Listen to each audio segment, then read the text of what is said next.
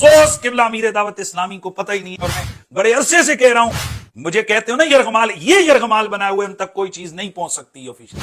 As a trailer मैं सिर्फ एक चीज इनके सामने पेश करता हूं, अगर चंदा इकट्ठा करना है तो हिंदुओं की दुकान भी नहीं छोड़नी है, सिख यहूदी किसी को नहीं छोड़ रहे हैं, लेना सबसे। ये जो ईरानी माल करते थे ना, उनके लिए मैं अर्ज कर रहा हूं कि वो चारपाई के नीचे डंडा फेरें, उसके लिए यहूदी माल साबित हो गया बरतानिया की तरफ से। 1 अरब 35 करोड़ आपको 2 साल का मिले, ऐसी तंजीम की जुर्रत है कोई यहूदो नसारा के खिलाफ उस चैनल पे बात कर सके? मैं बरतानिया के लोगों से मुखातिब हूं, का वास्ता आंखें खोलें और जरा देखें जो सूद की मद में माशाअल्लाह आपके वालिदैन कोई साले सवाब हो, गुज़श्ता 2 सालों में उन्होंने बैंक को सूद की मद में अदा किए, वो कितना है?